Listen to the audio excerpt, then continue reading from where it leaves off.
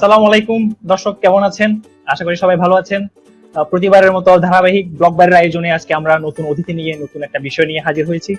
আমাদের আজকের বিষয় বাংলাদেশের ভ্যাট ব্যবস্থা ও ক্যারিয়ার সম্ভাবনা।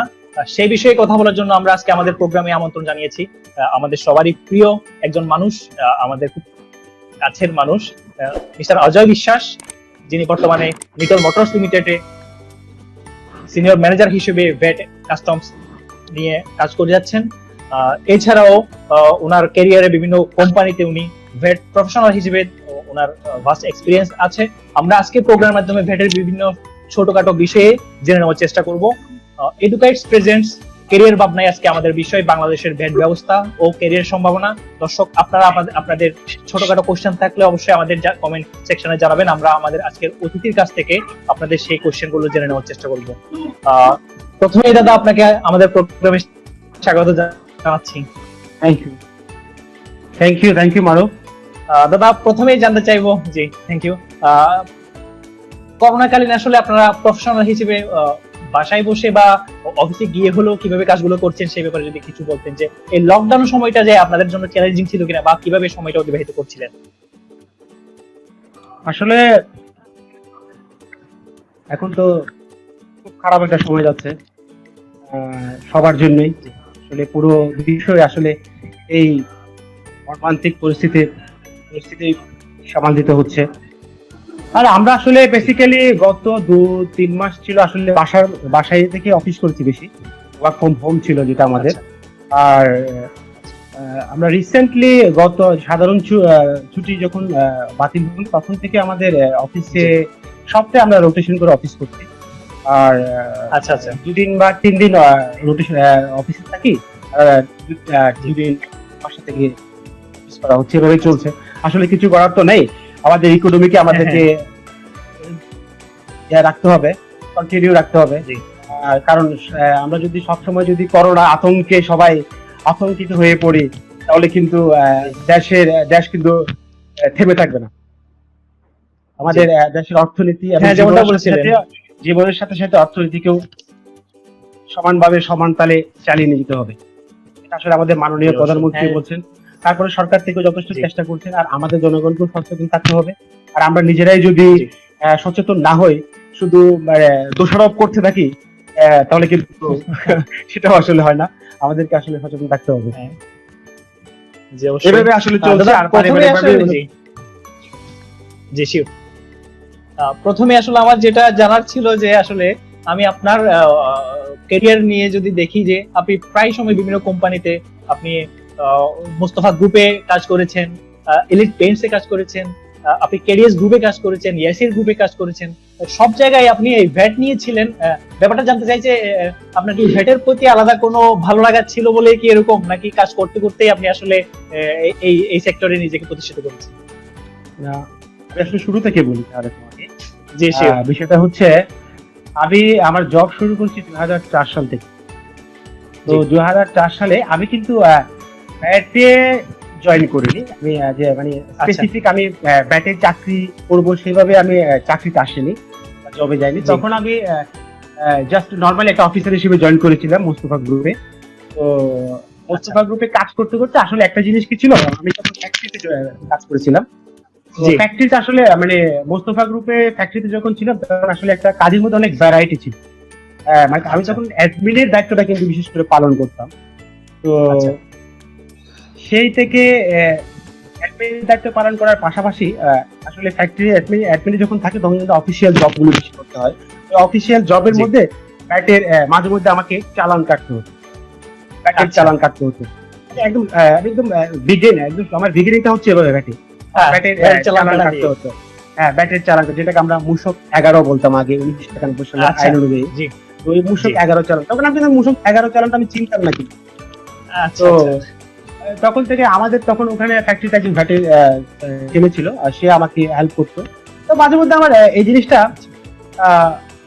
মানে ধীরে ধীরে যেমন এই জিনিসটা আমার ইন্টারেস্ট বাড়ছে। মোস্তফা গ্রুপে কিন্তু ওভারঅল তখন যখন আমাদের ভ্যাটটা কিন্তু আসলে করা হতো তোমার ইয়ে থেকে, আমাদের হেড অফিস থেকে দেখাশোনা করতো। ফ্যাক্টরিতে আমরা দুজন ছিলাম, যেটা আমি ভ্যাটে ছিলাম না, একজন অ্যাডমিনে ছিলাম, একজন ভ্যাটে ছিলাম। তো মাঝে মধ্যে দেখতাম আমি। তো হেড অফিস থেকে মাঝে মধ্যে আমি দেখতাম আমাকে খুব বেশি প্রেফার করা হতো যে কাজগুলো করার জন্য, যে আচ্ছা তুমি একটু দেখো, তুমি একটু দেখো। আমি জানি না কেন আসলে হেড অফিস থেকে আচ্ছা। আমার একজন ইয়ে ছিল, আমার খুব প্রিয় লোক ছিল, যে শহীদুল সাহেব, যিনি আমার পরবর্তীতে এলিফেন্ট গ্রুপে আমার বস ছিলেন।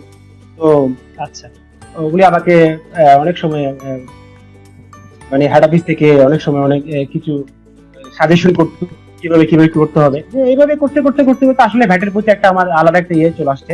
তখন আমি আসলে 1 বছর এভাবে চলে গেছিল, পরের থেকে আমি আসলে ভ্যাট নিয়ে স্টাডি করা শুরু করি। আচ্ছা, মজা Study পেয়ে বলতে গেছেন। আসলে এই যে হ্যাঁ, আসলে ঠিকই বলেছো। মানে ওটার প্রতি আমার একটা মানে ইয়ে চলে আসছে, যে মানে আমি আমি এটাকে নিয়ে আসলে মানে অনেক দূর যেতে চাই, আমার একটা প্ল্যান ছিল এরকম। আমি আচ্ছা কিন্তু আমার জবটা কিন্তু শুরু করিনি যে আমি ভ্যাট দিয়ে কাজ করবো বলে। এখন আচ্ছা। কিন্তু এখনকার প্রেক্ষাপটে কিন্তু এই সুযোগটা আছে, আমাদের সময় কিন্তু হ্যাঁ। ওভাবে ছিল না যে আমি জি। আমার জবটা আমি ব্যাট দিয়ে শুরু করব, আমার জবটা আমি এভাবে শুরু করবো। আসলে আমাদের তখনকার প্রেক্ষাপটটা কিন্তু ওরকম ছিল না। এখন কিন্তু জি। ছেলেরা অনেক ইয়াং জেনারেশন যারা আসতেছে, তারা কিন্তু এখন মানে অনেক প্রি প্ল্যানিং করতে পারে যে আমি আসলে এই লাইনটাতে যাব, আমি এই সেক্টরে যাব, অনেক অনেক প্ল্যানিং থাকে। তো তখন কিন্তু আমরা আসলে ওভাবে চিন্তা করি না, আসলে ছিল না বললে ভুল হবে, আসলে ওভাবে চিন্তা করে নেই তখন। জি। যখনই এই যে বললাম কাজ যখন শুরু করলাম, পড়ালেখা যখন শুরু করলাম, ব্যাট নিয়ে স্টাডি করতে লাগলাম, তখন ধীরে ধীরে গ্রাজুয়ালি ব্যাটের ইয়েটা বাড়তে লাগলো এবং ব্যাট নিয়ে বিভিন্ন অ্যানালাইসিস করতে লাগলাম, যে জি। বিভিন্ন সরকারি কর্মকর্তার সহযোগিতা পাচ্ছিলাম। অনেক ঊর্ধ্বতন কর্মকর্তা আছেন যারা আমাদেরকে হেল্প করে, এবং আমাদের অফিসিয়াল অনেক বডিস আমাদেরকে হেল্প করে। তো আস্তে আস্তে পড়াশোনা, আর বিশেষ করে স্টাডি করতে হবে। এই জিনিসটা হচ্ছে স্টাডি জি। না করলে এটা কিন্তু কেউ করতে পারবে না। এখানে আসলে ব্যাটে যদি বলতে হয়, আমি ডিটেলস আরো পরে আসতেছি।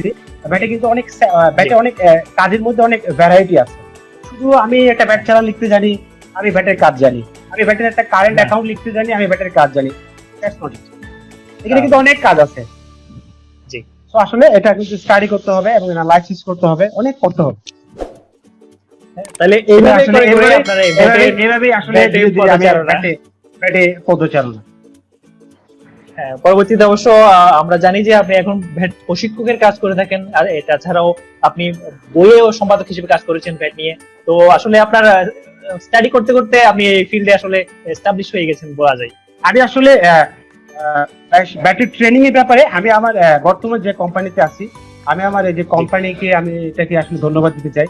ওনারাই আমাকে এনকারেজ করেছে যথেষ্ট পরিমাণ, যে আমার আসলে ট্রেনিং এর ব্যাপারটা আমাদের আসলে আমরা তো আসলে মোটরসাইকেল কোম্পানি, আপনারা সবাই জানেন এটা।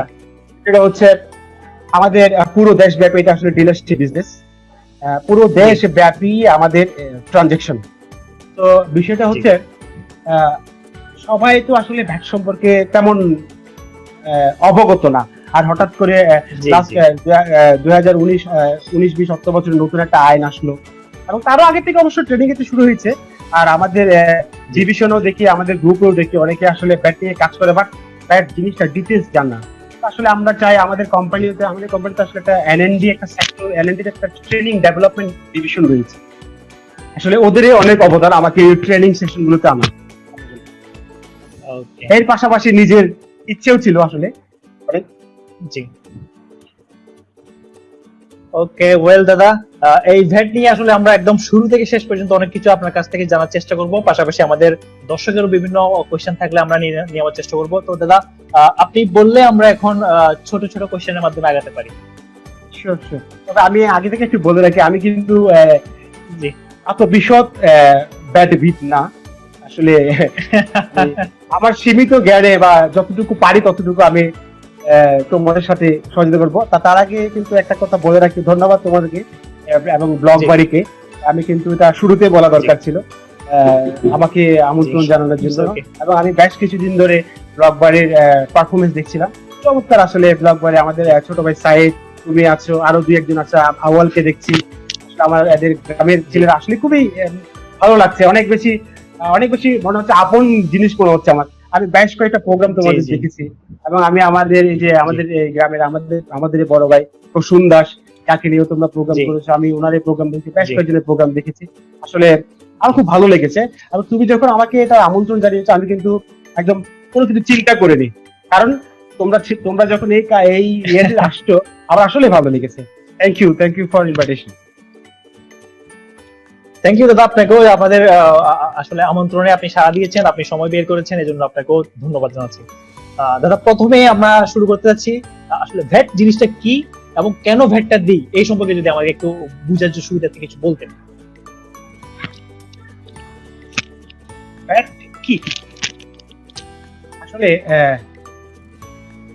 ভ্যাট হচ্ছে আসলে ভ্যালু অ্যাডেড ট্যাক্সের একটা সংক্ষিপ্ত রূপ, যেটা বাংলাতে আমরা বলি কি মূল্য সংযোজন কর। এটা আসলে একটা কর, মানে আমাদের দেশে আমরা অনেক ধরনের কর দিয়ে থাকি, সেটা আমরা জানি। এটা অ্যাটলিস্ট আমরা এখন সবাই জানি আমরা অনেকগুলো কর দিয়ে থাকি, তার মধ্যে এটা একটা কর। এবং এটা হচ্ছে পরোক্ষ কর, যেটা আমরা বলি ইনডাইরেক্ট ট্যাক্স। এটা পরোক্ষ কর কেন? আর পরোক্ষ কর হচ্ছে এই ট্যাক্স যে প্রদান করে সেই কিন্তু সরকারকে সরাসরি প্রদান করে, আচ্ছা, একটা মাধ্যমে প্রদান করে, আর মাধ্যমটাই হচ্ছে ব্যবসায়ী। এবং এই যে ব্যবসায়ী যে মাধ্যমটা ইউজ হয়, এখানেই হচ্ছে এই ব্যাটের জব অপরচুনিটিটা গ্রোথ করছে। আচ্ছা, আর ব্যাটের যদি আরো কিছু বলতে যাই, সেটা হচ্ছে তোমার, আমি যখন আরো সহজ করে বলি, আমি আসলে আইনের ভাষা দিয়ে বললে অনেকে বুঝতে পারবে না, আমি যদি সরল ভাষায় বলি, সহজ ভাষায় বলি, বিষয়টা হচ্ছে আমি এখন একটা সুপার শপ থেকে একটা কিনবো, একটা যে কোনো একটা আইটেম আমি বলতে পারি, যে কোনো একটা আইটেম আমি কিনলাম, ক্রয় করলাম। সুপার শপ থেকে কেনার সময় দেখবা সুপার শপে আমার ওই প্রোডাক্টের ভ্যালুর সাথে আরো একটা পোর্শন অ্যাড করে, এটা 7.5% বা 5% হোয়াট এভার পার্সেন্ট হোক, একটা পার্সেন্টেজ অ্যাড করে। এই যে অতিরিক্ত যে মূল্যটা আমাকে পে করি, সেটা হচ্ছে কিন্তু ভ্যালু অ্যাডেড ট্যাক্স। তাহলে আমি যদি বলি যে পুরো বিষয়টা হচ্ছে কোনো পণ্য এবং সেবা যদি আমি ক্রয় করি, ক্রয় করার সময় ক্রয় মূল্যের সাথে যে অতিরিক্ত মূল্যটা আমাকে পে করতে হয়, সেটা হচ্ছে আসলে অতিরিক্তটা এখন আর বলা যায় না, কারণ মূল্যের সাথে এখন একটা কিন্তু অন্তর্ভুক্ত। আমাদের নতুন যে আইনে আসছে সেটার এটা হচ্ছে তিনটা হচ্ছে এরকম, আমার যে মূল্যটা থাকবে সেটা হচ্ছে ভ্যাট ইনক্লুসিভ, মানে ভ্যাট সহ মূল্য। আমি বুঝতে পারছি। জি অবশ্যই, জি বুঝতে পেরেছি, আপনি সহজ সরল ভাষায় বুঝিয়েছেন এবং আমাদের এটাই দরকার। কৃষির উপর হচ্ছে সেটা কিন্তু আমি বলে দিয়েছি আমার কথার মধ্যে, সেটা হচ্ছে ভ্যাট হয় পণ্য এবং সেবার উপর, এবং সেবা, এই দুইটা জিনিসের উপরে আমাদের ভ্যাট হয়। দাদা, আমরা যেটা জানি যে আসলে বর্তমানে বাজেটও ঘোষণা হয়েছে, বা সবসময় আমরা যদি খুব ভালোভাবে পরিলক্ষণ করি যে একটা দেশের রাজস্ব আদায়ের ক্ষেত্রে আসলে ভ্যাটটা একটা ভাস্ট রোল প্লে করে থাকে। এই বিষয়ে যদি বলতেন আসলে ভ্যাটের কারিকুলামটা কেমন করে এবার রাজস্ব আদায়ের সাথে খুব বেশি করে ওতপ্রোতভাবে বড় অংশ ভূমিকা পালন করে থাকে, যদি একটু বলতেন আমাদের বোঝার জন্য।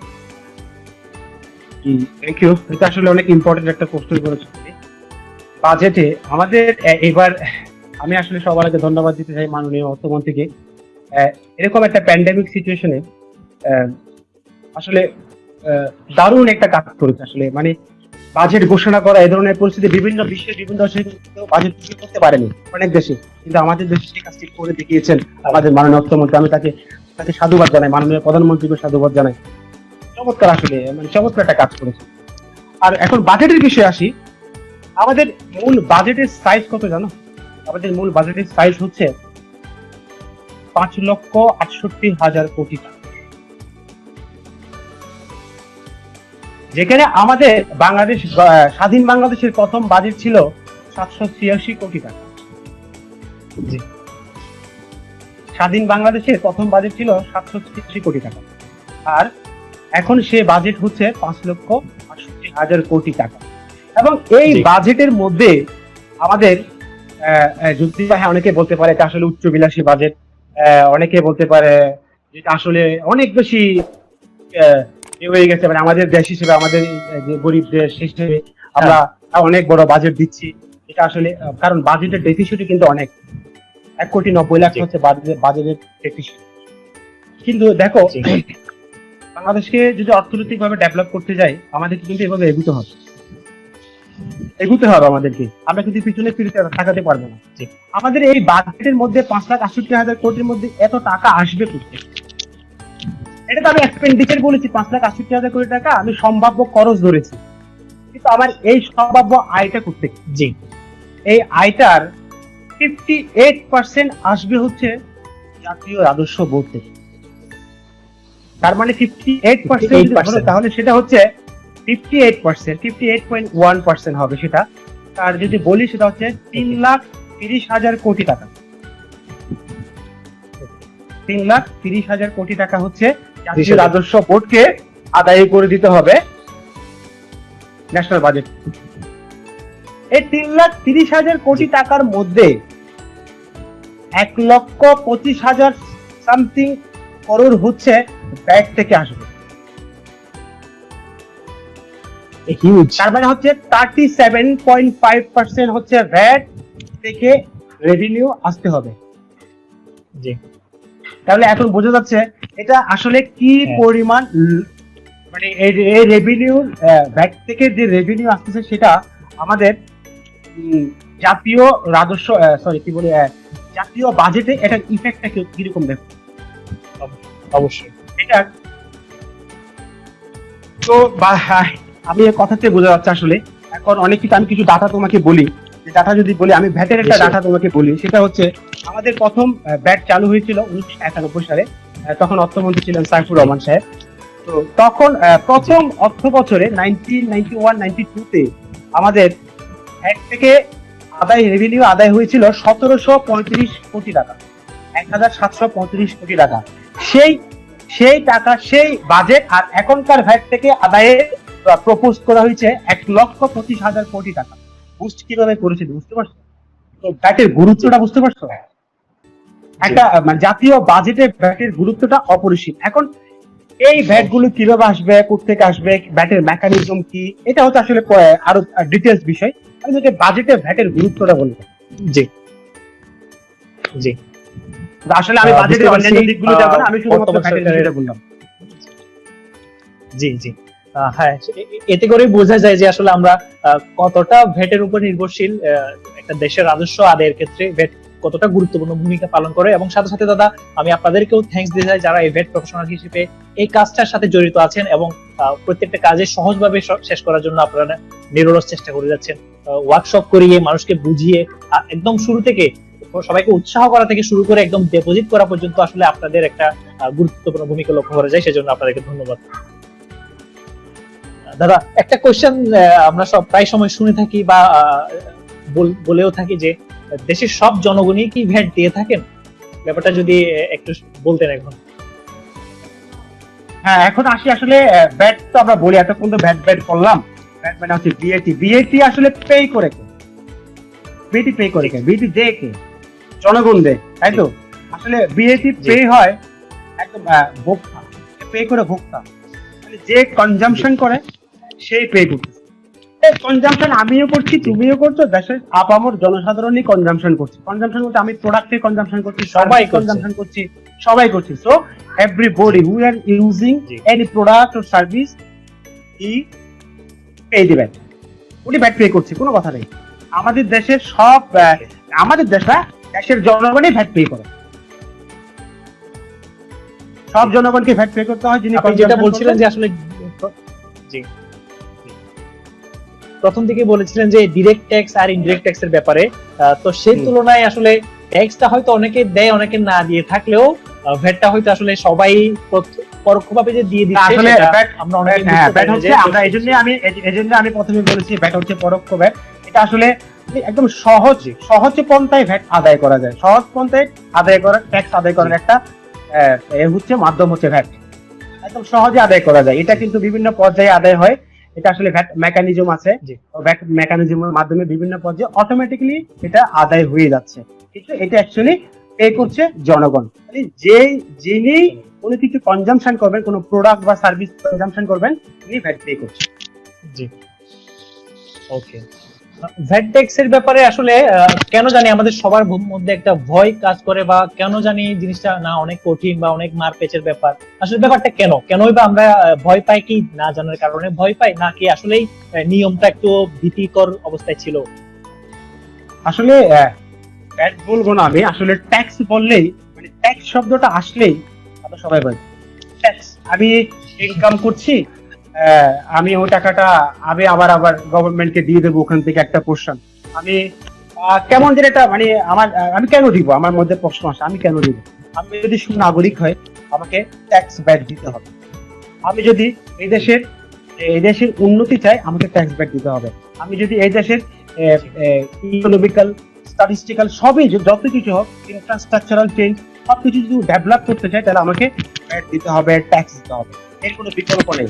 ব্যাট এবং ট্যাক্স ছাড়া সরকার কোনো উন্নয়নমূলক কাজ করতে পারবে না। তাহলে আমাকে ঋণে জর্জরিত থাকতে হবে।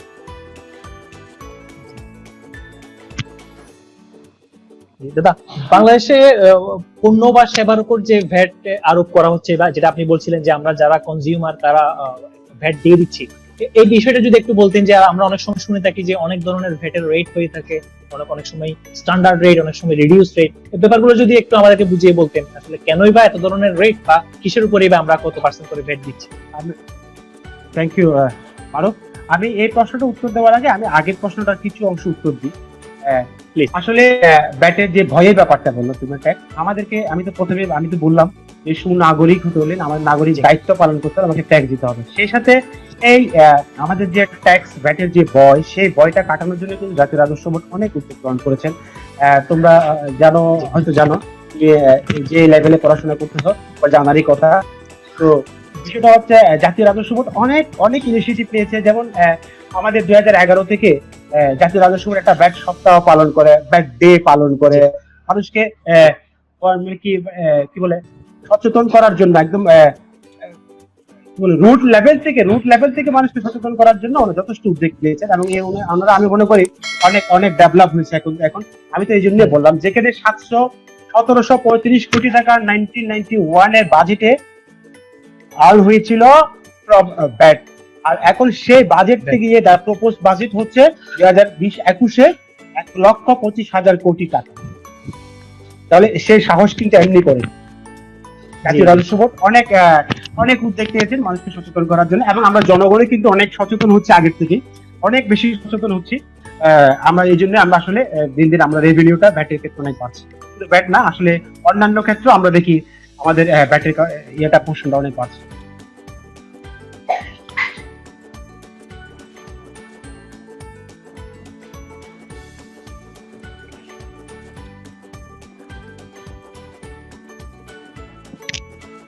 আমাদেরকে আসলে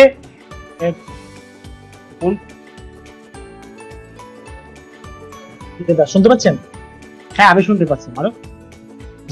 যে ওই যেটা বলছিলাম যে আসলে পণ্য বা সেবার উপর যে আমরা ভ্যাট দিয়ে থাকি, ওই নিয়ম কানুনটা কেমন, যে আমরা বিভিন্ন রেট শুনে থাকি, কোথাও 15%, কোথাও 7.5%, এই ব্যাপারগুলো যদি একটু বলুন। আসলে বিশ্বে এখন 170টির উপরে দেশে ভ্যাট ব্যবস্থা চালু আছে।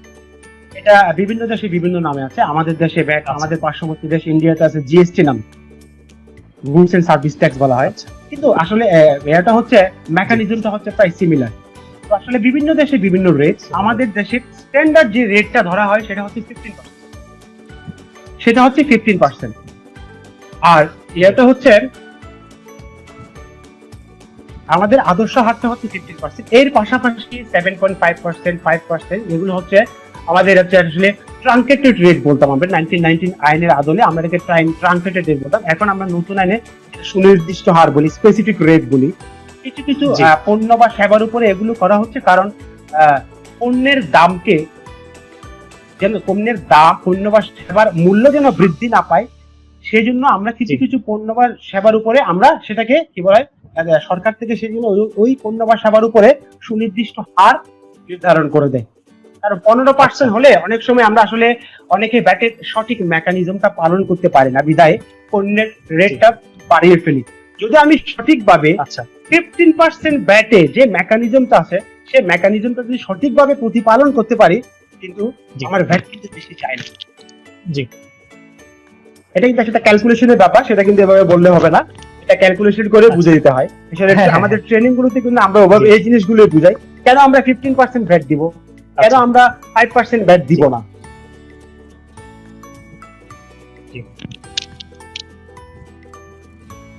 তাহলে যেটা বলছিলেন যে আসলে বিভিন্ন ধরনের প্রোডাক্ট হোক বা সার্ভিস হোক, তাদের ব্যবসায়ী সুবিধার কারণে এই ধরনের রেটগুলো সেট করা হয়, যাতে সবাই এই ভ্যাটের ব্যাপারে উৎসাহী হয়, তাই তো? ওকে দাদা, যেটা আসলে আমাদের আজকে প্রোগ্রাম ছিল দাদা ক্যারিয়ার রিলেটেড।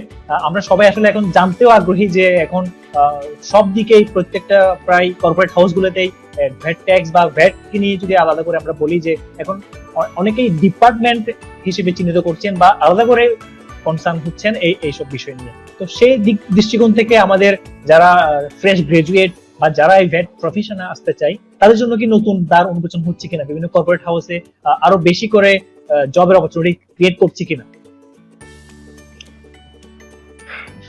যেখানে একটা দেশের জাতীয় বাজেটে 38% জি 38% এনবিআর রেভিনিউতে কন্ট্রিবিউট করছে, সেখানে Contribute এটা করছে। জব অপরচুনিটি কিরকম সেটা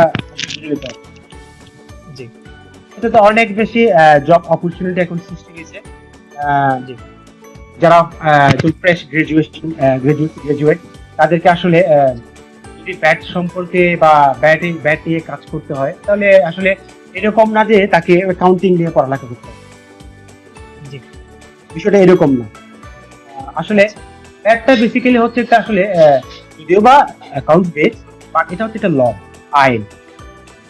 আসলে এখানে তোমার দুইটা পোর্শন আছে, একটা হচ্ছে ব্যাট অ্যাকাউন্টিং, একটা হচ্ছে ল। জি আমি শুধু ব্যাট অ্যাকাউন্টিংটা করে গেলাম, ব্যাট লটা জানলাম না, তাই কিন্তু হলো না। আর ব্যাট অ্যাকাউন্টিং করতে গেলে ব্যাট ল জানতে হবে। এটা তুমি অ্যাকাউন্টিং থেকে আসলে ভালোই প্রেফার করে, এখন বিভিন্ন কোম্পানিগুলো অ্যাকাউন্টস থেকে প্রেফার করে। তবে আমি পার্সোনালি মনে করি যে অ্যাকাউন্ট বেস হইতে হবে তেমন কিন্তু কোনো কথা নেই। আসলে ব্যাটটা পড়তে হবে, ব্যাটটা এই জ্ঞানটা অর্জন করতে হবে, দেন তারপর হচ্ছে সে ব্যাট নিয়ে কাজ করতে হবে। শুধু যে আমি অ্যাকাউন্ট থেকে পড়ে আসলাম বা আমি অ্যাকাউন্ট থেকে পড়ে আসছি বলে যে আমি ব্যাটের কাজ করতে পারবো, তা কিন্তু না। ব্যাট এটা একটা ল, এই লটা জানতে হবে, এটা পড়তে হবে, এটা নিয়ে বিশদভাবে অ্যানালাইসিস করতে হবে, দেন আমি ব্যাটের কাজ করতে পারবো। তবে এটা ভয় পাওয়ার মতো কোনো কিছু নাই, এটা কিন্তু আসলে আমি বলবো অনেক ইম্পর্টেন্ট একটা রোল প্লে করে এখন বর্তমান তোমার প্রাইভেট সেক্টরে। কারণ তোমার যদি কোনো বিজনেস, নতুন কোনো বিজনেস তুমি করতে যাবা, তাহলে তোমাকে আগে পূর্বে থেকে ধারণা রাখতে হবে আমি কোন প্রোডাক্টের বিজনেস করব, আমি কোন সার্ভিসের বিজনেস করব, এবং ওই প্রোডাক্টের ট্যাক্স কি। ট্যাক্স যদি চিন্তা করতে যায়, ফার্স্ট চিন্তা করতে হবে আমাকে এটা ব্যাটের ইম্প্যাক্ট কি, এটাতে আমার কত পার্সেন্ট ব্যাট আছে, কত পার্সেন্ট আমি এটা থেকে এক্সাম্পশন পাবো, এই জিনিসগুলো আমাকে জানতে হবে। এই নলেজ গুলো যদি আমি না জানি, না থাকে আমার মধ্যে, তাহলে আমি কিন্তু বিজনেস প্ল্যানিং করতে পারবো না। জি এরপরে তুমি আসলে কোনো কিছু একটা প্রোডাক্ট বিজনেস স্টার্ট করলাম, ঠিক আছে, এই বিজনেস স্টার্ট করার পরে তুমি কস্টিং করতে গেলাম, ঠিক আছে, কস্টিং যদি তোমার ভ্যাটের নলেজ না থাকে, তাহলে তুমি কস্টিং কেমনে করবে? পারবো না। একদম প্রত্যেকটা, এখন তুমি একটা মনে করো আমি এখন একটা হঠাৎ করে বছরের মাঝামাঝি সময় এসে আমাকে একটা প্ল্যানিং করতে হচ্ছে।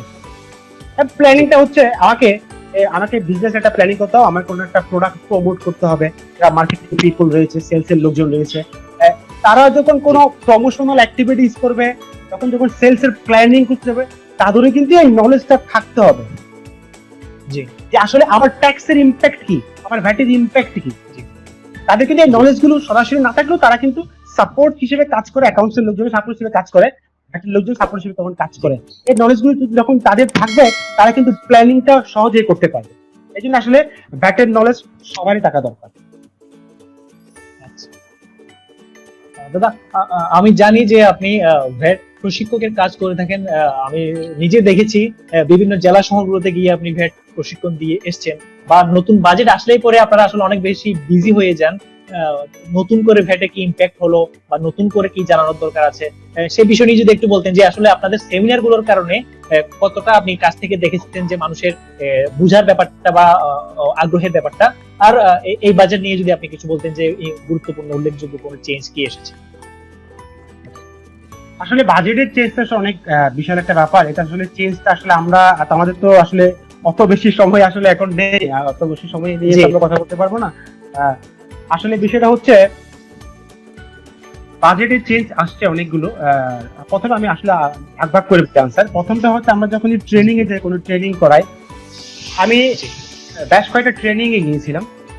আমি আসলে বিশেষ করে সেলসের লোকদেরকে আমাকে ট্রেনিং করাতে হয়, কারণ আমাদের যে সেলসের লোকগুলো রয়েছে তারা আসলে ভ্যাট সম্পর্কে তেমন অবগত না। যখন আমি তাদেরকে ট্রেনিং করাই আমার কিন্তু অনেক কষ্ট হয় তাদেরকে বোঝাতে। আমি অনেক সময় খেয়াল করেছি তাদেরকে বোঝাতে কষ্ট হয়। অ্যাকাউন্টিং ব্যাকগ্রাউন্ড থাকলে তাদেরকে বোঝাতে সহজ হয়, যেটা দেখতে পেয়েছি। অনেক সময় আমাদের খুবই টাফ হয়, বাট যখন তাদের সাথে একটা ট্রেনিং হয়ে যায় তখন কিন্তু এটা খুব ইজি মনে হয় তাদের। আমি দেখলাম, আমি আমাদের 2012 সালের নতুন আইনটা আসার পরে আমি আমার প্রেক্ষাপটে বলি, আমার কোম্পানির প্রেক্ষাপটে বলি, আমাদের যারা ডিলার রয়েছেন আমাদের দেশে প্রায় 150-200 মতো ডিলার রয়েছেন। প্রত্যেকটা ডিলারকে আমি প্রত্যেকটা জোনে গিয়ে আমি ট্রেনিং করে আসছি। তো তারা এখন নিজেদের ভ্যাট রিটার্ন তৈরি করতে পারে। তারা নিজেদের রিটার্ন নিজেরা এখন অনেকে অনলাইনে রিটার্ন সাবমিট। এটাই হচ্ছে আমাদের আসলে আমরা ভ্যাটটা আসলে অ্যানালাইসিস করতে হবে, পড়তে হবে। আপনি শুধু কারো থেকে শুনে ভ্যাটের কাজ করতে পারবেন, এটা জানতে হবে, কারণ এটা হচ্ছে ল। আমি যদি লটা না জানি আমি কিন্তু ব্যাটারি কোনো কাজই করতে পারবো না।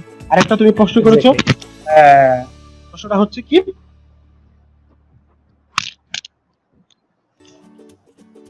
প্রশ্নটা একটা আমাকে রিমাইন্ডার দিবা।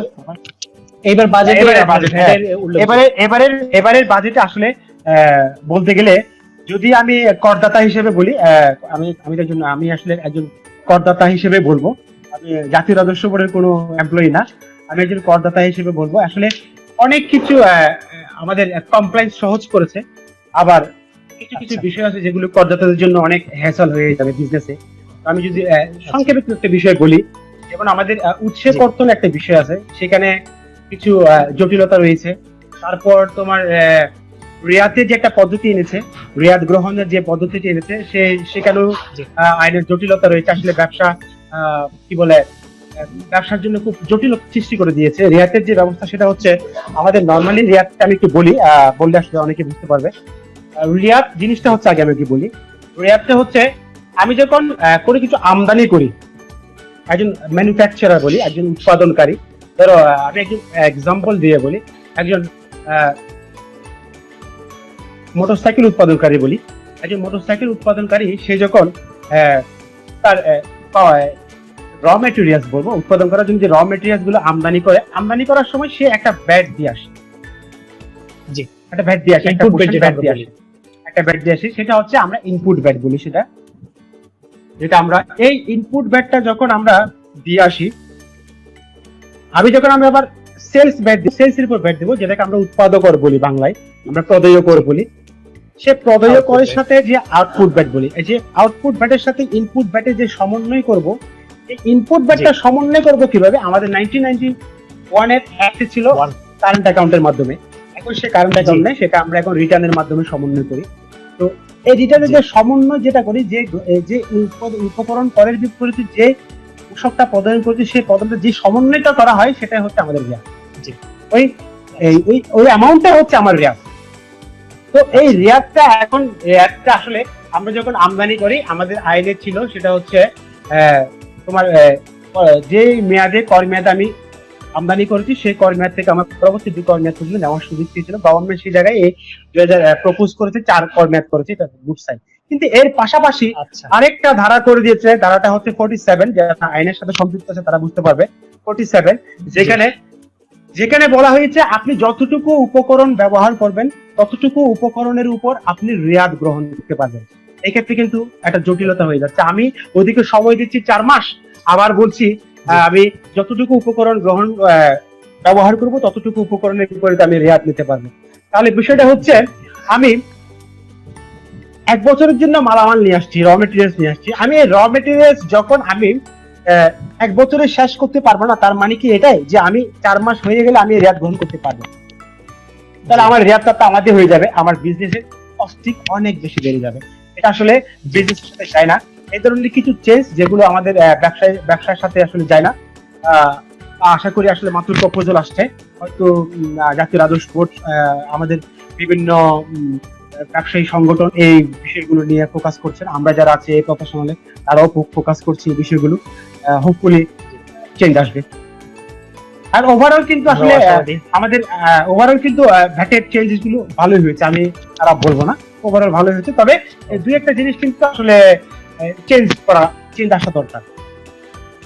সেটা বোধহয় আসলে প্রত্যেক বাজেটে আসলে আমাদের কিছু কোশ্চেন থেকে যাই, সবকিছু তার মনোভূত হয় না, সরকারের নিজস্ব কিছু। তবে এখনো কিন্তু আসলে তো আশা করি সবকিছু মিলিয়ে ভালোই হবে। আসলে এটা তো প্রপোজাল নিয়ে আসলে আলোচনা হবে, সমালোচনা হবে। বাজেট পাস না হওয়ার আগ পর্যন্ত আসলে কোনো কিছু মন্তব্য করাটা উচিত নয়। ফাইন। আচ্ছা দাদা, এই পর্যায়ে আপনার জন্য আসলে একটা সারপ্রাইজ বলা চলে। আমরা একজন অতিথিকে কানেক্ট করার চেষ্টা করছি, তার সম্পর্কে যদি আমি একটু আপনাকে বলে রাখি যে আমি পার্সোনালি ওকে দুষ্টামি করে বলি রৌফ স্যার নিশ্চয়ই আপনি চিনেন, আমাদের ভ্যাটের যিনি। হ্যাঁ, রৌফ স্যার সম্পর্কে একটু বলি তাইলে আগে। রৌফ স্যার আসলে আমি রৌফ স্যারের খুব প্রিয় মানুষ, এবং আমি খুবই পছন্দ করি ওনাকে। রৌফ স্যার আছেন, জাকির স্যার আছেন, মাহবুব স্যার আছেন, এই লোকগুলোর কারণে আসলে ওনারা কমিশনের পর্যায়ের লোক। এই লোকগুলোর সাথে আমার পার্সোনালি খুব ভালো সম্পর্ক। আমি ওনাদের অনেক বেশি সম্মান করি, এবং ওনাদের কাছ থেকে আমি অনেক কিছু শিখতে পেরেছি এবং শিখছি এবং শিখবো। স্যারা খুবই রৌফ স্যার আসলে খুব ভালো একজন লোক। তো দাদা, ওই আপনার সাথে রৌফ স্যারের যে সম্পর্কটা, আপনি এখন স্ক্রিনে যাকে দেখতে পাচ্ছেন খলিল আবেদিন চৌধুরী, উনিও আমার খুব কাছের বন্ধু। এবং আমি ওকে রৌফ স্যার ডাকার কারণটা আমি আপনাকে বলি, উনি ভ্যাট ট্যাক্স নিয়ে খুব বেশি আগ্রহী এবং অনেক বেশি পড়ালেখা করেন, অনেক বেশি কিউরিয়াস এবং খুব বেশি ইন্টারেস্ট পান। তো আমরা আজকে আমন্ত্রণ জানিয়েছি আপনার সাথে একটু কানেক্ট হবেন এবং আপনার কাছে কিছু ডিরেক্ট দিয়ে একটা কোশ্চেন হয়তো শুরু করে জানতে চাইবেন। এই জন্য খলিল আবেদিন, আপনাকে আমাদের প্রোগ্রামে স্বাগত। নমস্কার দাদা। নমস্কার। জি, ভালো আছেন? জি ভালো আছি, আপনি কেমন আছেন? অনেকক্ষণ পর্যন্ত অপেক্ষায় ছিলাম আপনাদের সাথে কানেক্ট হবো, এবং আমার পছন্দের একটা সাবজেক্ট নিয়ে কথা বলবো আপনাদের সাথে। খুব ভালো হচ্ছিল আসলে ভ্যাটটা নিয়ে। ভ্যাটের গুরুত্বটা আপনারা অনেকটাই বিশ্লেষণ করছেন, এখন বলছেন। ভ্যাটের ইম্পর্টেন্সটা আমরা 2-1 দিন আগেও একটা আদেশের মাধ্যমে দেখলাম যে ভ্যাট ক্লিয়ারেন্স ছাড়া লোনটা পাস হবে না। ভ্যাটটা এত ইম্পর্টেন্ট হচ্ছে। হ্যাঁ, এটা আসলে সম্প্রতি এসেছে, যেটা ভ্যাটের রিটার্ন সাবমিট করতে হবে। আর যখন কোনো লোন নিতে যায় ভ্যাটের রিটার্নটা লাগবে। এতদিন আসলে ভ্যাটের একটা ইম্প্যাক্ট ওখানে ছিল লোন নেওয়ার সময়, সেটা হচ্ছে লোন নিতে গেলে ভ্যাট রেজিস্ট্রেশন নাম্বারটা লাগতো। ভ্যাট রেজিস্ট্রেশন নাম্বার এবং ভ্যাট সার্টিফিকেট, যেটা আমরা বলি এখন নর্মালি 2.3 বলা হয়, যেটাকে আমাদের মূসক ফর্মে 2.3 বলি, ওটা লাগতো। এখন এর পাশাপাশি, তবে এটা কিন্তু এখনো অনুমোদন হয়নি, প্রস্তাবনা গেছে জাতীয় রাজস্ব বোর্ড থেকে বাংলাদেশ ব্যাংক বরাবরে। এটা এখনো মানে চিঠি আকার আসেনি বাণিজ্যিক ব্যাংকগুলো। আসার পরে আসলে এটা আসলে জবাবদিহিতা বাড়বে, এটা আসলে। এবং দেখা যাক ব্যাট ট্যাক্স ব্যাট আসলে এটা যদি আমরা ইজিলি নিতে চাই, একটা প্রতিষ্ঠানের জন্য ইজিলি যদি আমি হ্যান্ডেল করতে চাই, তাহলে এটা খুব হ্যাসেল ফ্রি থাকবে। আর যখন আমি এটা থেকে দূরে থাকতে চাইবো, এটা থেকে ফাঁকি দিতে চাইবো, এটা আমাকে আরো চেপে ধরবে, এমন একটা অবস্থা ট্যাক্স এবং ভ্যাটটা। তো প্র্যাকটিক্যালি ফাঁকি না দেওয়াই ভালো, আসলে ফাঁকি না দেওয়াই ভালো। আমি যত বেশি ফাঁকি দিব, আমি যত বেশি ফাঁকি দিব, আসলে আমি আমার দেশের অর্থনীতিকে পঙ্গু করে চলবো। অর্থনীতি ছাড়াও এটা তো আমি আপনার জন্য একটু আমাকে ঝুঁকি দিতে ফেলতেছি। আমি আপনাকে একটু জানিয়ে রাখতে চাই, উনি চিটং এর প্রান্তিক মেরিন সার্ভিসেস লিমিটেড কোম্পানির অ্যাকাউন্টস এর হেড হিসেবে আছেন। তো আমি খুব কাছ থেকে দেখেছি উনি ভ্যাট ট্যাক্স নিয়ে খুব বেশি কমপ্লাই করেন এবং চেষ্টা করেন যে আসলে একজন ট্রু ভ্যাট পেয়ার হিসেবে কাজ করার জন্য। তো সেই দিক থেকে আজকে আমরা ওনাকে আমন্ত্রণ জানিয়েছি। খলিল আবেদিন, আপনি দাদাকে ডিরেক্ট কোশ্চেন করতে পারেন আপনার। হ্যাঁ, আমি কোশ্চেন বলতে আসলে জানার জন্য আমি দুটা জিনিস জানবো। জি, থেকে প্রথম কোশ্চেনটা ছিল ভ্যাটটা বিশেষ করে আমরা তো ট্যাক্সের ক্ষেত্রে আইডিপি থেকে একটা প্রফেশন হিসেবে দিচ্ছি, রিকগনাইজ। এটা ভ্যাটের ক্ষেত্রেও ভ্যাট এজেন্ট হিসেবে, ভ্যাট পরামর্শক হিসেবে একটা প্রফেশন ডিক্লারেশন আসছে গত অক্টোবর থেকে। এই ভ্যাট এজেন্টের ক্যারিয়ার সম্ভাবনাটা কেমন? আসলে ভ্যাটে কিন্তু আসলে আপনি এখন অনেক ক্যারিয়ার সম্ভাবনাটা অনেক বেশি উজ্জ্বল। এখন আমি বলবো, আমি কিছুক্ষণ আগে আলোচনা করছিলাম, আমাদের ভ্যাটের গুরুত্ব কিন্তু এখন দিন দিন ন্যাশনালি বৃদ্ধি পাচ্ছে।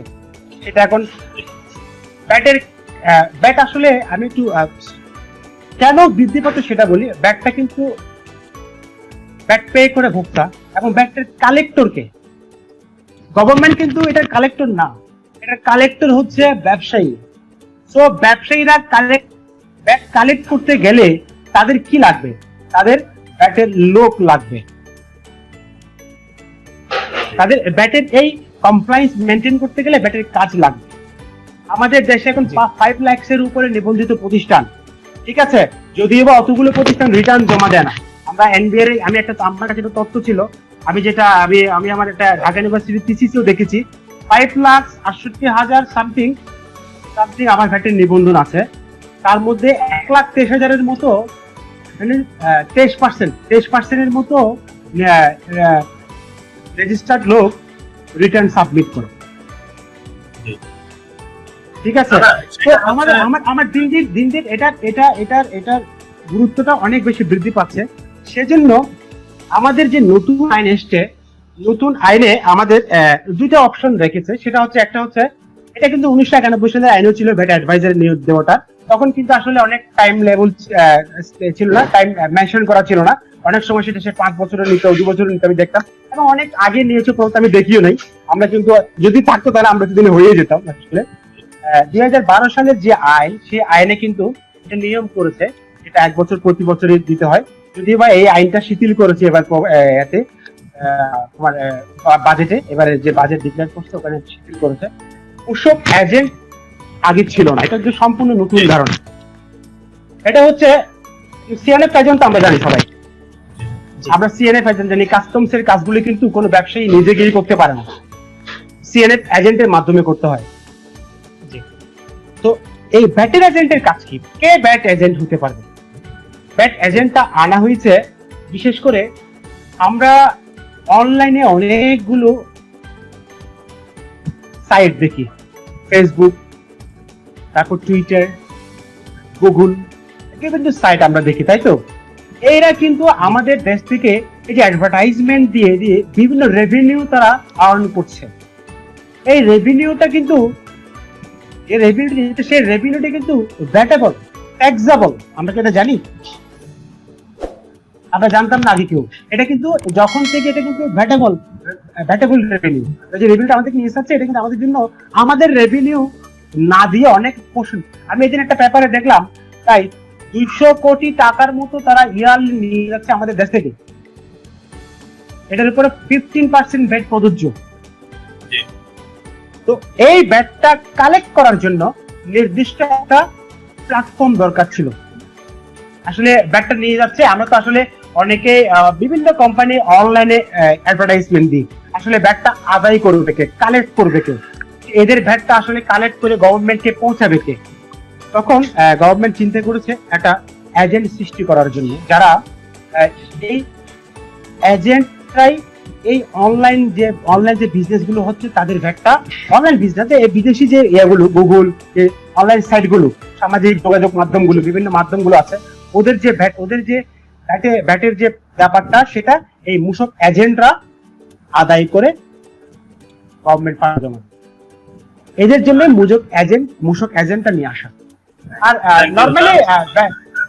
আর নর্মালি হয়তো তোমার এইখানে এটা করতে পারবে, মানে কারা কারা এটা মূসক এজেন্ট হতে পারবে সেটাও কিন্তু আইনে বলা আছে। এটা সেকশন 19 বলা আছে, আমাদের রুলসে বলা আছে। রুলস হচ্ছে তোমার, আমি আর এক্স্যাক্টলি খেয়াল নেই, তবে সেকশনটা মনে আছে 19 মনে হয়, সেকশন 17 নাকি 19, হচ্ছে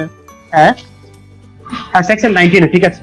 সেকশন 19 হচ্ছে মূসক এজেন্ট নিয়ে বলা আছে। রুলস হচ্ছে 16 এবং 17। এখানে গেলে এই রুলস গুলো পড়লে বোঝা যাবে কারা কারা এটা। বিশেষ করে চার্টার্ড অ্যাকাউন্টেন্ট হওয়ার পরে তাকে আবার 5 বছরের এক্সপিরিয়েন্স থাকতে হবে, যেমন আমরা এফসিএম এ যারা করেছে তাদেরও। তারপর হচ্ছে বিভাগীয় রাজস্ব কর্মকর্তা, যারা অ্যাসিস্ট্যান্ট কমিশনার লেভেলের নিম্নে নয় এরকম। তারপর হচ্ছে তোমার লয়ার, এরাই কিন্তু তোমার এই যে ব্যাট এজেন্টের জন্য অ্যাপ্লিকেশন করতে পারবে। আবার ব্যাট অ্যাডভাইজার কিন্তু জিনিসটা আলাদা। ব্যাট এজেন্টের স্পেসিফিক কাজ হচ্ছে, ব্যাট অ্যাডভাইজার হচ্ছে ব্যাট পরামর্শ। হ্যাঁ, এটা হচ্ছে ব্যাট পরামর্শক হচ্ছে, সেটা হচ্ছে আমরা যেমন আইটিপি থেকে বলি, আইটিপি এক্স্যাক্টলি হচ্ছে ব্যাট পরামর্শক এরকম। আমরা যেমন আইটিপি যারা আইটিপি তে কাজ কি, ঠিক সেম সেম কাজ হবে কিন্তু ভ্যাটের লোকদেরও, যারা ভ্যাট অ্যাডভাইজার হবে। আচ্ছা আপনি এনবিআর কে ফেস করতে পারবেন, আপনি আপনার একজন অ্যাসিস্ট্যান্ট হয়ে, আপনি করদাতার হয়ে আপনি কাস্টমস হিয়ারিং অ্যাটেন্ড করতে পারবেন, সেই জিনিসগুলো আমাদের ব্যাট অ্যাডভাইজার করতে পারবেন, লাইক অফ আইটিপি এটাকে বলা হয়। এটা আমরা রিসেন্টলি একটা পরীক্ষা নেবে, ফার্স্ট পরীক্ষা হবে। আমাদের ডিজি স্যার যিনি রয়েছেন, খুবই ভালো মানুষ, উনি আপ্রাণ চেষ্টা করে যাচ্ছেন আমাদের এই ব্যাট অ্যাডভাইজার পরীক্ষাটা নেওয়ার জন্য। রিসেন্টলি উনি হয়তো অনলাইনে এই পরীক্ষাটা নেবেন, উনি অনলাইনে পরীক্ষা নেওয়ার চিন্তা ভাবনা করতেছে, কারণ এই যে প্যান্ডামিক সিচুয়েশন আসলে আমাদের ও আপনাদের গাতারতে জানিয়ে রাখি, সেটা হচ্ছে আমাদের ব্যাট একাডেমিটা কিন্তু চট্টগ্রাম, তোমাদের জন্য সুবিধা হবে। চট্টগ্রাম চট্টগ্রামে, হ্যাঁ আমি ডিজি স্যার বলছি, মাহবুব স্যারের কথাই বলছি, ভেরি নাইস ম্যান, আসলে অনেক অনেক জ্ঞানী লোক, এবং উনি আপ্রাণ চেষ্টা করে যাচ্ছেন অনলাইনে ভ্যাটের পরীক্ষাটা নেওয়ার জন্য। রিসেন্টলি একটা পাবলিকেশন আসছে ওনার ইয়া থেকে, সবার মেইল নাম্বার আমি আজকে লাইভ অনুষ্ঠানের মধ্যে সবাইকে জানিয়ে দিচ্ছি। স্যারও বলেছে আমাদেরকে সবাইকে জানিয়ে দেওয়ার জন্য যে আপনারা যারা যারা ব্যাট অ্যাডভাইজার হওয়ার জন্য দিয়েছেন, ফর্ম ফিল আপ করেছেন, অ্যাপ্লিকেশন করেছেন, তারা অতি শীঘ্রই মেইল নাম্বারটা, ওই পেপারে আছে ইমেল নাম্বারটা আছে, আমি আপনাদেরকে প্রয়োজনে শেয়ার করে দিতে পারবো। ওই ইমেল অ্যাড্রেসে আপনাদের মেইল নাম্বার এবং অ্যাড্রেস গুলো লিখে দেবেন। রিসেন্টলি প্রথম আলোতে এই নিউজটা আসছে, তো ওরা ওই ইমেলের মাধ্যমে সবার সাথে কমিউনিকেশন করা হবে। আসলে তার চেষ্টা করছেন এটা অনলাইনের মাধ্যমে পরীক্ষাটা নেওয়ার জন্য। আর ব্যাট এজেন্টের প্রতি কিন্তু একবার হয়ে গেছে। আচ্ছা, আমি আরেকটা কোশ্চেন আসলে আমার জানার জন্য, সেটা ছিল আমি যদি কাউকে 6.3 ইস্যু করি, তো এই 6.3 ইস্যু করার পরে আমি যখন ওনার থেকে ফুল পেমেন্টটা পাবো, আমি ভ্যাটটা গভর্নমেন্টকে কত সময়ের মধ্যে জমা দিব? ট্রেজারিতে আমি জমা দিব কত সময়ের মধ্যে 6.3 ইস্যু করার পরে? আপনি আপনার প্রশ্নটার মধ্যে আসলে আমি বুঝতে পারছি আপনি কি বলতে চাচ্ছেন। আপনি কি বিডিএস রিলেটেড প্রশ্ন করেন না? আসলে প্রশ্নটা 1991 সালের আইনে একরকম ছিল, 2012 সালের আইনে ডিফারেন্ট। 6.3 ইস্যু করবেন, 6.3 আপনি প্রতিদিনই ইস্যু করবেন, আপনি যতদিনই সেল করবেন, একটা কর মেয়াদ শেষে গিয়ে আপনি ভ্যাট জমা দিবেন নতুন আইন অনুযায়ী। আপনি এক মাসে 1000 কোটি টাকা বিক্রি করেন, কোনো সমস্যা নেই। 1000 কোটি টাকার জন্য যতগুলো 6.3 লাগে আপনি ব্যবহার করেন, কোনো সমস্যা নেই। আপনি ভ্যাটটা জমা দিবেন নেট ভ্যাট। আপনি উপকরণ এনেছেন আর আপনি বিক্রি করেছেন, সেটা সমন্বয় করে ইনক্রিজিং অ্যাডজাস্টমেন্ট, ডিক্রিজিং অ্যাডজাস্টমেন্ট, আমাদের আইনে বিভিন্ন, আপনার যখন বিজনেস ট্রানজাকশন করবেন বিভিন্ন ইনক্রিজিং অ্যাডজাস্টমেন্ট থাকবে, ডিক্রিজিং অ্যাডজাস্টমেন্ট থাকবে, সবকিছু সমন্বয় করে আন্ডার সেকশন 45 আপনি এটা মাস শেষে একবার জমা দিবেন। আমি একটু শেষ করি। প্রতি কর্মেদের পরবর্তী কর্মেদের 15 তারিখের ভিতরে। তবে সম্প্রতি একটা প্রপোজাল আসছে, দিস ইজ গুড, যদি 15 তারিখ বন্ধ থাকে সেটা পরের দিন দিতে পারবেন। একদিন ছিল 15 তারিখ বন্ধ থাকলে আপনি 14 তারিখ দিতেন, এখন হচ্ছে 15 তারিখ বন্ধ থাকলে আপনি পরের দিন দিতে পারেন। এরকম একটা প্রস্তাবনা আসছে, যদি পাস হয় এটা কমপ্লায়েন্সের জন্য আমাদের ইজি হবে। আচ্ছা ঠিক আছে। 6.3 ইস্যু করার পরে আমি কি আমার সাপ্লায়ার যাকে আমি 6.3টা ইস্যু করব, ওনাকে কি আমি ট্রেজারিটা আর চালান প্রফিট দেওয়ার কোনো বাধ্যবাধকতা আছে কিনা? না, আপনি যাকে 6.3 দেবেন আপনি তাকে ট্রেজারি চালান দেওয়ার তো কথা না। বিষয়টা হচ্ছে এরকম, আপনি আসলে কোন আসপেক্টে আমাকে প্রশ্নটা করছেন? আপনি কি বিডিএস এর আসপেক্টে প্রশ্ন করছেন, নাকি আপনি একজন আপনার রেগুলার যে ট্রানজাকশন, মানে আপনি একজন সেলস, আপনি একজন আমি আমার ট্রানজাকশন থেকে জানার জন্য যে আমি কাউকে 6.3 আপনি আমাকে বলেন আপনার বিজনেসটা কি বলেন আমাকে একটু প্র্যাকটিক্যালি বলেন। আপনার বিজনেস, আমার বিজনেসটা হচ্ছে যে সার্ভিস ওরিয়েন্টেড। Okay fine. আপনি যদি এখন কাউকে সার্ভিস দেন, ঠিক আছে, আপনি যখন কাউকে সার্ভিস দেন, তো মনে করেন আপনার সার্ভিসটার ব্যাটের রেট হচ্ছে 15%, ঠিক আছে। তো আপনি যখন সার্ভিস দেবেন, সার্ভিসের জন্য যখন বিল করবেন, তখন আপনি একটা 15% চালান দিবেন। 6.3 যে চালানটাকে আমরা বলি মূসক ফর্মে বলি 6.3 দেবেন। ওই 6.3 দিয়ে আপনি সঙ্গে সঙ্গে ট্রেজারি জমা করার প্রয়োজন নেই। আপনি এক মাসে যা ট্রানজাকশন করবেন, এক কর্মিয়াদ, যেটাকে আমরা বলি কর্মিয়াদ, এক কর্মিয়াদে যা ট্রানজাকশন করবেন, সে কর্মিয়াদ শেষে আপনি যে পরবর্তী মাসের 15 তারিখের ভিতরে আপনি রিটার্ন যখন জমা দিবেন তখন আপনি ট্রেজারি জমা করবেন। রিটার্ন জমা দেওয়ার পূর্বে আপনি ট্রেজারিটা জমা করবেন, ট্রেজারিটা জমা দিয়ে রিটার্নের মাধ্যমে দেখিয়ে দেবেন। আপনি একটা চালান কেটেছেন, এটার জন্য ট্রেজারি জমা আপনাকে করতে হবে না। আমি তো নেট অফ করেই দিব, যে ট্রেজারিটা করব সেটা নেট অফ করে দিব। সেই ক্ষেত্রে 6.3 যাকে ইস্যু করছি সে যদি আমাকে যদি বলে যে আপনি আমাকে একটা ট্রেজারি চালানের কপি দিতে হবে, ওর না সে আপনি তাকে ট্রেজারি চালান দেওয়ার কথা না।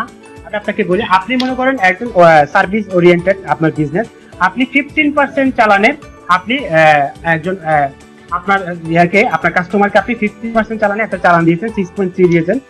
সে আপনার কাছ থেকে এতদিন পর্যন্ত যায়, আমি এখনো কিন্তু নতুন আইনটা পাস হয়নি বিধায় ওটা উল্লেখ করছি না, নিয়মটা হচ্ছে সে আপনার কাছ থেকে আর কোনো ভ্যাট কাটবে না। যদি আপনার ভ্যাট আপনার বিজনেসটা 15% এর নিচে হইতো, কোনো নির্দিষ্ট কর হার হইতো 7.5%, 10% বা 5% হতো, তাহলে সে আবার আপনার কাছ থেকে ওই বরাবরে একটা ট্যাক্স কেটে নিয়ে, যদি আপনি 5% দিতেন আপনাকে 5% কেটে একটা চালান আপনার বরাবর ইস্যু করতো, সেটা হচ্ছে 6.6। হ্যাঁ 6.6। আপনি তাকে চালান দেওয়ার কোনো অপশন নেই, ট্রেজারি চালান দেওয়ার কোনো অপশন নেই। আচ্ছা, আমি আরেকটা প্র্যাকটিক্যালি একটা কোশ্চেন করতে যাচ্ছি, সেটাও আমার পার্সোনালি জানার জন্য। সেটা ছিল, আমি 6.3 ইস্যু করার পরে আমি যদি গভর্নমেন্টের ফান্ডে ওই টাকাটা আমি ডিপোজিট না করে থাকি, সেই ক্ষেত্রে আমি যাকে ইস্যু করলাম উনি তো এটা রিবেটের জন্য উনি সাবমিট করে ফেললো, আমি টাকাটা গভর্নমেন্টের ফান্ডে জমা দিই নাই, সেই ক্ষেত্রে এটার কনসিকুয়েন্সটা কি হবে? আপনি জমা দেন নাই, আপনি জমা না দেওয়ার তো কোনো না, আপনি তো রিটার্নের মাধ্যমে জমা দিবেন। আপনি কি রিটার্ন দেবেন না? আমি যদি ফাঁকিবাজি করতেছি, আমি দিলাম না। ফাঁকিবাজি হলে আলটিমেটলি আপনার ট্রানজাকশন কিন্তু এটা ধরার জন্য ব্যবস্থা আছে। এগুলো হচ্ছে আপনি যাকে দিয়েছেন সে কিন্তু আপনার তথ্য দিয়ে দিচ্ছে এনবিআর-কে। আপনি যাকে চালান ইস্যু করেছেন সে কিন্তু আপনার তথ্য কিন্তু আপনার চালান সে এনবিআর এর পোর্টালে দিয়ে দিচ্ছে। আমাদের 6.10 নামে একটা ফর্ম আছে, যেখানে 2 লাখ টাকার উপরে ট্রানজাকশন হলে ওই ট্রানজাকশন কিন্তু চলে যায়। এটা একটা সুন্দরিয়া ছিল জামার জন্যই। এক্ষেত্রে অনেকে কি করে টাকাটা ডিডাকশন করে রাখে কিন্তু জমা দেয় না। জমা না দেওয়ার আসলে আলটিমেটলি আপনি যখন অডিট আপনি যদি সঠিক কমপ্লায়েন্স মেনটেন করে যদি অডিট রিপোর্ট বানাতে চান, তাহলে আপনাকে জমা দিতে হবে। আপনার অডিট হইতে আপনার অডিট রিপোর্ট বানাবে না। যারা ভালো সিএ ফার্ম আছে, যারা কমপ্লায়েন্স মেনটেন করে, ওই সিএ ফার্ম গুলো কিন্তু আপনার রিপোর্ট বানাবে না। ঠিক আছে, থ্যাংক ইউ দাদা। আমার আরেকটা শেষ কোশ্চেন ছিল, আমি কি খুব বেশি সময় নিচ্ছি? না সমস্যা নেই, আমার জন্য সমস্যা নেই। যদি হোস্টের যদি সমস্যা না থাকে আমার সমস্যা নেই। কোনো সমস্যা নেই, ওই সাহেব করেন। হ্যাঁ, ব্যাট অনলাইনের ক্ষেত্রে আমরা তো যারা ম্যানুয়ালি এখন পর্যন্ত এখনো 2টা অপশন চালু আছে, ম্যানুয়ালি ব্যাট রিটার্ন জমা দেওয়া যায় সরাসরি সার্কেলে গিয়ে, আবার অনলাইনেও আমি বসে করতে পারতেছি। তো যারা আমরা এখনো অনলাইনে সাবমিট করি নাই, ব্যাট রিটার্নটা আমরা ম্যানুয়ালি দিচ্ছি, এই মুহূর্তে যদি আমি ব্যাট রিটার্নটা অনলাইনে করতে যাই, সেক্ষেত্রে আমার কিছু ডিপ শো করে 10,000 টাকা আমার পেনাল্টি শো করে। তো সেই ক্ষেত্রে এটা কেন করতেছে, বা এটা থেকে এটা আসলে সিস্টেম থেকে ব্যাট অনলাইনে সিস্টেমে থেকে দেওয়া হচ্ছে থেকে তোমার এই যে সেপ্টেম্বর থেকে আগস্ট থেকে শুরু হয়েছে। আগস্ট 2019 থেকে শুরু হয়েছে সিস্টেমে দেওয়ার জন্য। তো আমরা সিস্টেমে যারা দেয় নাই সিস্টেমে, তাদের কিন্তু অটোমেটিকলি ওখানে কিন্তু একটা দেখাচ্ছে। এটা আসলে সিস্টেম থেকে, এটা নিয়ে টেনশন করার কিছু নাই। এটা আপনি যদি আপনার ডিভিশন বরাবরে জানিয়ে দেন, তাহলে ওই ডিভিশন আপনাকে ঠিক করে দেবে। টেনশন করার কিছু নাই। আপনি যদি অনলাইনে আসতে চান, আপনি অনলাইনে আসতে পারবেন। এটা নিয়মটা হচ্ছে আসলে যারা ম্যানুয়ালি জমা দিয়েছে, সার্কেলের কাজ হবে সেটা কিন্তু সিস্টেমে দিয়ে দেওয়া। আমাদের সার্কেলগুলো কিন্তু সেই সিস্টেমে দিয়ে দিচ্ছে।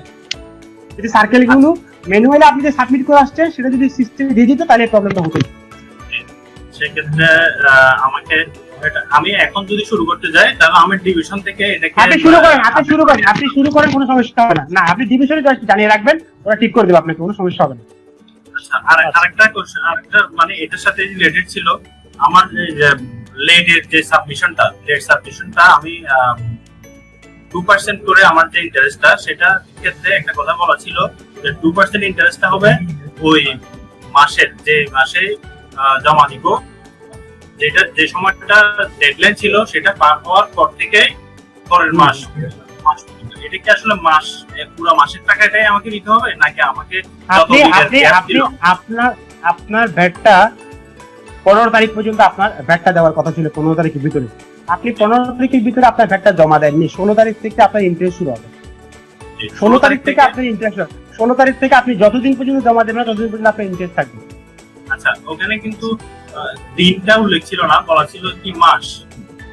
না, ওই সে মাস আর কি, প্রতি মাসে আপনার প্রতি মাসে এটা বাড়তে থাকবে, প্রতি মাসে বাড়তে থাকবে। সেটা কি আমি ওই ইন্টারেস্টটাকে আমি ওই মাস পুরাটাই দিব, নাকি আমি যে কদিন আমি দিই নাই সেই কদিনের জন্য দিব? আপনি যে কদিন দেন না সেইভাবে আসবে। আচ্ছা, এটা আসলে মাস বলতে কর মেয়াদ বুঝেছে, কর মেয়াদ বোঝাচ্ছে। আচ্ছা, ঠিক আছে, থ্যাংক ইউ দাদা। অনেকগুলো আমার জানা দরকার ছিল, সেই জিনিসগুলো জানলাম। আপনাদের সাথে জয়েন করতে পারে অনেক ভালো লাগে। ব্লগবাড়িকে অনেক ধন্যবাদ। ধন্যবাদ করি রাবিদিন আপনাকেও। আপনার মাধ্যমে আমি নিশ্চিত আমার দর্শকরা এবং বিশেষ করে আমিও অনেক কিছু শিখলাম এবং আমার দর্শকরাও এই কোশ্চেন গুলো আনসার পেয়ে গেছেন। আমাদের সাথে যুক্ত হওয়ার জন্য আপনাকে ধন্যবাদ। দাদা, যেটা বলছিলাম যে আসলে অনেক বেশি কিউরিয়াস এবং জানার আগ্রহ থাকে, আমি সেজন্য ওনাকে কানেক্ট করলাম এবং আশা করি অনেকগুলো কোশ্চেন আনসার পেয়ে গেছেন আপনার মাধ্যমে।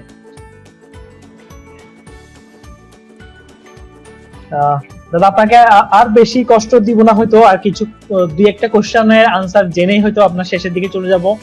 যেটা এই মুহূর্তে জানতে চাচ্ছিলাম যে কথাটা আসলে ভ্যাট ফাঁকি দেওয়ার ব্যাপার নিয়ে যে কথাগুলো আসছে, আসলে কি ভ্যাট ফাঁকি দেওয়ার মতো কোনো স্কোপ আছে কি আমাদের বর্তমান সরকারের যে ভ্যাট সিস্টেমটা আছে এর মাঝে? মেকানিজমে অনেক কিছু আছে, বাট ফাঁকি দেওয়ার কোনো নিয়ম আছে সেটা কিন্তু অন এয়ারে বলা উচিত না।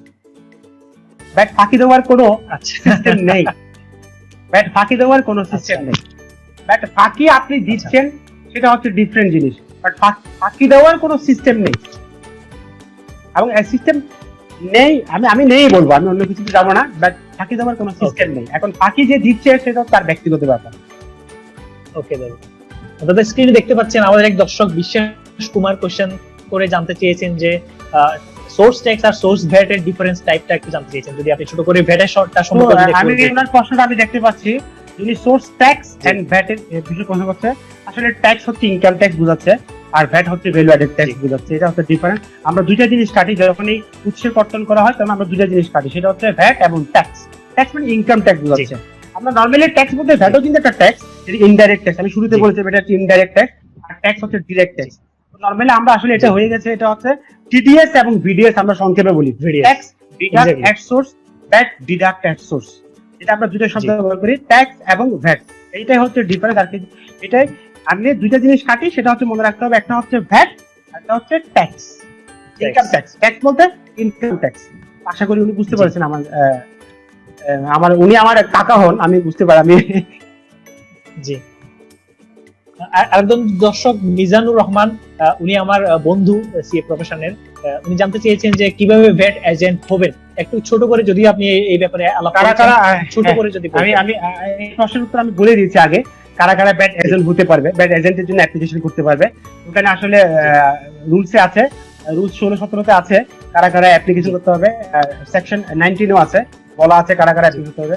চার্টার্ড অ্যাকাউন্টেন্ট যাদের 5 বছরের অভিজ্ঞতা আছে, এফসিএম এর যাদের 5 বছরের অভিজ্ঞতা আছে, তারপর হচ্ছে লয়ারদের কিন্তু এক্সপিরিয়েন্সের কথা বলা নাই, লয়ার অ্যাপ্লিকেশন করতে হবে যারা বার কাউন্সিলে যে আছে মেম্বারশিপ তারাই। তারপর হচ্ছে কোনো রেভিনিউ অফিসার, সেটা কিন্তু আবার হতে পারবে না, তোমার ওই যে অ্যাসিস্ট্যান্ট কমিশনার লেভেলের নিচে হতে পারবে না, assistant commissioner from assistant commissioner. তারপর থার্ড হচ্ছে আরেকটা হচ্ছে, যদি কোনো ব্যবসায়ী সংগঠন যদি কাউকে নিয়োগ দেয়, ব্যবসায়ী সংগঠন যদি কাউকে সিলেক্ট করে, তারাও কিন্তু অ্যাপ্লিকেশন করতে পারবে। আচ্ছা, এরা ভ্যাট এজেন্টের জন্য অ্যাপ্লিকেশন করতে পারবে। আচ্ছা, একজন দর্শক শফিউল আজম, উনি বর্তমানে অ্যাডভান্স লেভেলে আছে, সিএ প্রফেশনের অ্যাডভান্স লেভেলে আছেন, আমাদের খুব কাছের মানুষ। উনি জানতে চেয়েছেন section 747(3) of partial adjustment which is আমি এটা অলরেডি আমি রিয়াতের আলোচনায় আমি বলে দিয়েছি, এটা সেকশন 47 আমি আচ্ছা। বলে দিয়েছি। এটা আসলে এটা আমাদের জন্য খুবই হচ্ছে, আমি তো বলেই দিয়েছি এটা আসলে ব্যবসায়ীদের জন্য খুবই ব্যাপার, ব্যবসার সাথে যায় না। কথা হচ্ছে ব্যবসার সাথে এটা আমাদের কস্টিং বাড়িয়ে দেবে, যেটা আমাদের Exactly. Easy of doing business যেটা বলি আমরা, ইজি অফ ডুইং বিজনেস যেটা বলি, সেটার সাথে যায় না, জি। সাথে যায় না এটা। আচ্ছা। আমি একটা বাল্ক ইম্পোর্ট করে আনবো, আমি আমার র মেটেরিয়ালস বাল্ক ইম্পোর্ট করে আনবো, আমি সেটা 1 বছর 2 বছরের জন্য। আমার রিয়াদ নেওয়ার জি। জন্য আপনি 46 সেকশন 46 এ বলে দিয়েছেন 4 মাস পর্যন্ত, বলে দিচ্ছেন 4 মাস জি। পর্যন্ত। আবার 47 এ গিয়ে আপনি বলছেন যে আপনি এটা পর্যন্ত ব্যবহার করতে পারবেন আংশিক কর রিয়াদ, আংশিক মানে আপনি জি। পার্শিয়ালি আপনি রিয়াদ গ্রহণ করতে পারবেন। তাহলে আমি 4 মাস পরে গিয়ে তো আমার অনেক র মেটেরিয়ালস থেকে যাবে, তাহলে আমি ওগুলো কিভাবে করবো? জি। এবং আমার সরবরাহ তো আমি ওই 4 মাসে কমপ্লিট করতে পারবো না। জি, এক্স্যাক্টলি এই এটা ব্যাপারটা তো সম্পর্কে যায় না। আসলে সবারই এটা একটা তো কোশ্চেন যায় না। হয়তো ওনাদের ইন্টেনশন, গভর্নমেন্টের যে ইন্টেনশন সেটা হচ্ছে আমরা আসলে ওই একসাথে রিবেট নেওয়া হয় বিদায় ট্রেজারি ডিপোজিট নেট ভ্যাটের পোর্শনটা কমে আসে সেজন্য। কিন্তু গভর্নমেন্ট কিন্তু আমাদের কাছ থেকে একই নিচ্ছেন, অ্যাডভান্স ট্যাক্স নিচ্ছেন। এই অ্যাডভান্স ট্যাক্স কিন্তু আমরা আবার অ্যাডজাস্ট করছি জিনিসটা। আসলে জি। কোন ইন্টেনশন থেকে আসলে এটা করলো আমি বুঝতেছি না। আচ্ছা দাদা, আমি একটা জিনিস জানতে চাই যে আসলে আমরা এতক্ষণ ধরে বলছিলাম যে সরকারের একটা গুরুত্বপূর্ণ মাধ্যম ভ্যাট হওয়াতে এবং ভ্যাটের মাধ্যমে অনেক বেশি রাজস্ব আদায় হওয়ার একটা মাধ্যম হয়েছে। তো এই কারণে কি আমরা যারা ভোক্তা আছি তাদের উপর কি ভ্যাটের বোঝাটা একটু বেশি হয়ে যাচ্ছে কিনা? আপনারা কি ওরকম কিছু মনে করছেন? আসলে ভ্যাট হচ্ছে খুবই রিগ্রেসিভ একটা ট্যাক্স।